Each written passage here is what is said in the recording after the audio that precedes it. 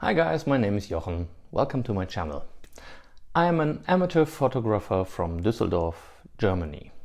I recently posted a German video about the new Fujinon 16-80mm lens and have been asked to do it also in English. Well, I'll try my very best. This video won't be a technical review, but it reflects my personal opinion on the 16-80mm after 2 weeks of using it. The main idea for me to buy the new Fujinon 16-80mm zoom lens many other people will certainly have. It's about replacing the standard kit lens, the 18-55 f2.8-4. I want to make one thing clear. The 18-55 here is still a great lens that you can now get very cheap, especially used. So if you are on a budget, consider buying it. You cannot go wrong with this as your first lens, no matter what Fuji X camera you're using. Except maybe the X100F. But some aspects with the kit lens always bothered me, which are now history with the new 16-80. First, of course, the focal length. I mainly do portraits, cityscape and street photography. I have noticed that for the way I photograph, for example, in my city, looking for details in architecture, I often reach the limits with the focal length of the 18-55. In the wide-angle range, the 16 compared to the 18 are surely no great improvement. Nice to have, but no killer argument. But in the telephoto range, the 80 or 120mm in full frame are significantly better than the 55 or 82mm of the kit lens. So this was the main reason for my changeover. Next one. The old kit lens unfortunately is not weather resistant. I really like to take pictures in the rain and in the cold, so the upcoming seasons will be very nice for me. Therefore, the WR on the new lens is a great advantage for me, especially on my X-T3, which is also weather resistant, as you know. More disadvantages of the 18-55 are, in my opinion, these two switches. One is responsible for turning on and off the image stabilization. This is no longer necessary with the 16-80 because the lens automatically detects whether it is used on a tripod or not. So one setting less to take care of.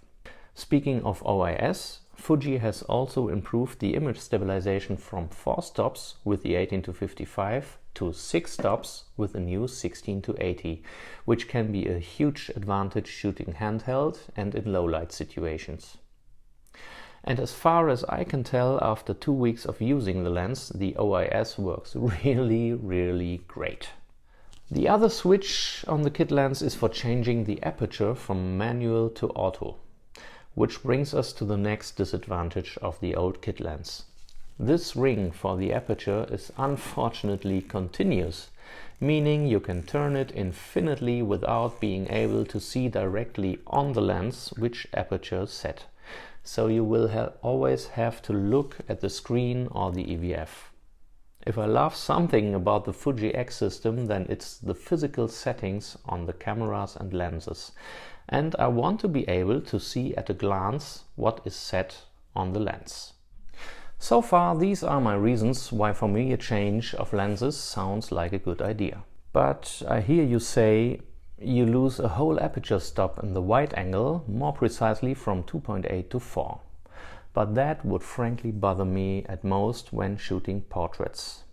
But with portraits I will continue to use my prime lenses, especially the 56mm f1.2 and the 35 1.4 most of the time.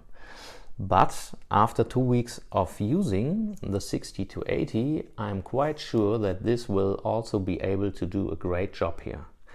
I will definitely give this a try at my next portrait shooting and I will let you know. In cityscape photography and also in street, I tend to take pictures in apertures from 5.6 or 8 anyways. So the F4 is not a big disadvantage for me. And the F4 is continuous, by the way, so no changing of aperture while zooming, which is also great. The categories where I mainly want to use the lens are cityscape, travel and maybe even street. Now some street purists may cry out and say,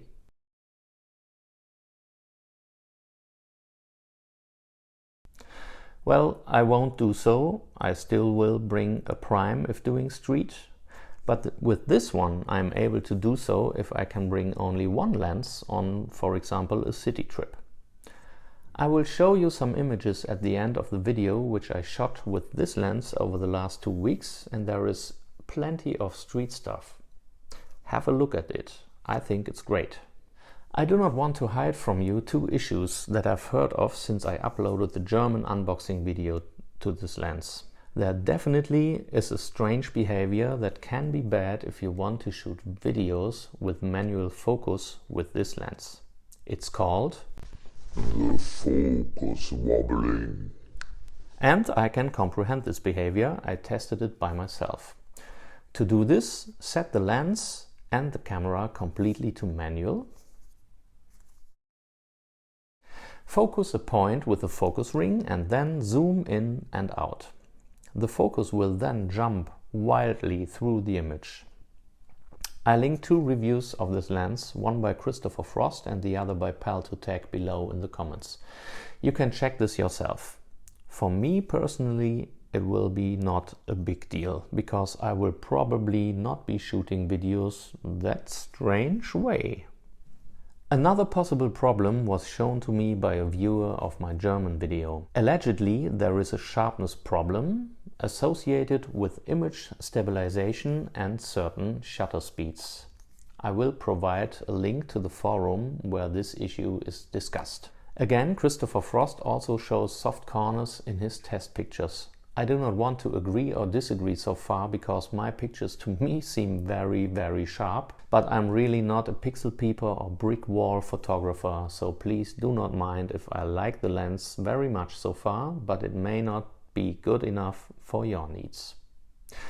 The fact is, of course, an investment of 850 euros or $800 should be well considered. But enough talking, now let's take a quick look at the lens. By the way, I leave out the unboxing part today, since I have already done that in the German video on this channel, so it would be fake news. Let's talk about build quality. The lens feels very valuable, and all rings, focus, zoom and aperture are wonderful to use. I am most pleased, as already mentioned, about the real aperture ring with the markings and the stop on both ends of the scale. I will show you now both lenses for size comparison. First without lens hood, not a big deal as you can see. Now with the lens hood on, you notice a difference in size, of course, but this is mainly due to the filter diameter of the lenses. 72 mm for the 16-80 and only 58 for the kit lens. Of course, the 16-80 will expand more and therefore of course is larger in length than the kit lens if set to its longest focal length. By the way, I only notice the weight difference of 110 grams slightly when the lens is mounted. But with the X-T3 it's very well balanced and looks great, as you can see when I put it on.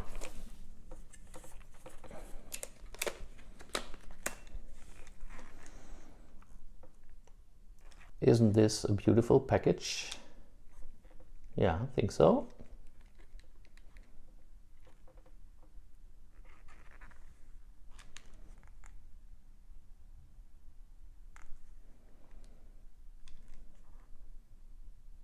I am going to test the lens in detail in the next weeks, and maybe I will let you know about it also in English. If you like this video, please be kind and give me a thumb up. Maybe subscribe to the channel and let me know if you are interested in watching my videos in English. Maybe then I will think about language switching the whole channel. Until then, I wish you all the best. Take care. Ciao. Auf Wiedersehen. Bye bye.